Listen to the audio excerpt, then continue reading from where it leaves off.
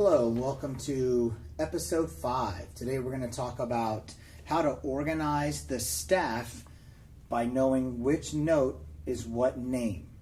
We've already talked about time signature, which organizes the beat. So now we want to move on to the next organization tool, and that is our clef. So like I said, a clef sign is a sign that organizes the staff and tells us which notes are which. So the one that we're going to look at today is called the treble clef, or it's also called the G clef. And so basically the job of this clef, the way it organizes the staff, is this entire loop system is all working itself around that line right there. And so because that line is in the middle of the G clef, well then this note we'll call G. So the G clef or treble clef tells us that note is G. So then the musical alphabet will tell me the rest. So if that's G, then that's F. So here's E, F, G, A, B, C, D, E. There's my E alphabet. Now, when I want to break down just the spaces of the staff, well, since the G clef or treble clef tells me that's G, and the alphabet tells me I can go up or down, well, then that would make this F. A, C, and E. So, my spaces spell out the word face. So that's another way I can remember where the notes are on the staff. And remember, it all comes from our clef. The last thing you can do is we are going to establish 3 landmark notes for our percussion playing. So we'll call these landmarks. And those landmarks are F, C, and F. So here's our 4 ways that we can know where the notes are on the treble clef. G clef or treble clef tells me that second line is G. The E alphabet is built off of the staff. The spaces spell face. And F, C, F are going to be our landmark notes for later.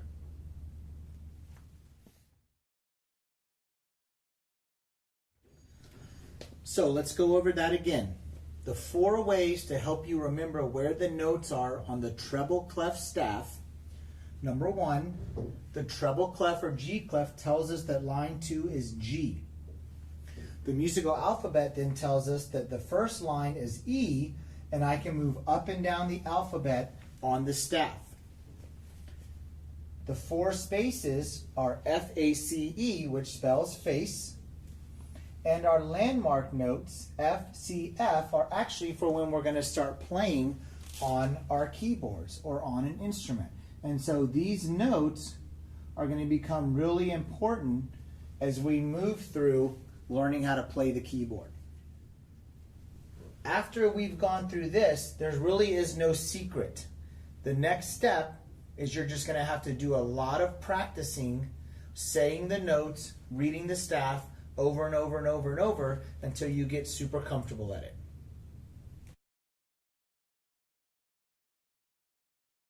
The next thing I want to talk to you about today is dotted rhythms. So we already have our quarter note, half note, and whole note, and we already know how much each of those are worth. But let's say I want more options and I want to do more things with these than just play 1 beat, 2 beats, or 4 beats. So here's what we do. We'll take our whole note and then we're going to add a dot to it. Well, that makes this now a dotted whole note. So basically, whatever note I have, when I put the dot on it, we just now call it dotted. So a dotted whole note. Now this dot right here tells us to add half of the original value. So what that means is I have to first figure out, well, what is the original value? Well, the original value of a whole note is 4 beats. Add, and then it says I'm adding half of the original value.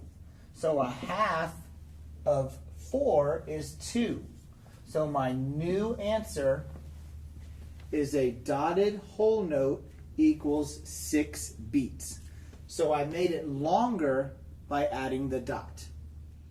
So let's look at 2 more rhythms and see how it works. So here we have my half note, which is 2 beats. Now I have my dotted half note. So first thing, original value is 2 beats. Half of 2 is 1. So my answer is 3 beats for the dotted half note. Dotted quarter note. Well, the original value is 1. Half of 1 is 1/2. So the amount of beats for a dotted quarter is 1.5. And these are really fun because in 4/4 or 2/4, it's an incomplete note. So we're going to have to come up with how to add half of a beat onto a dotted quarter note to finish out the remaining part of that beat. And that's a lot of fun because that's a whole new set of rhythms that we get to talk about. But until then, keep working on your dotted quarter, dotted half, and dotted whole notes.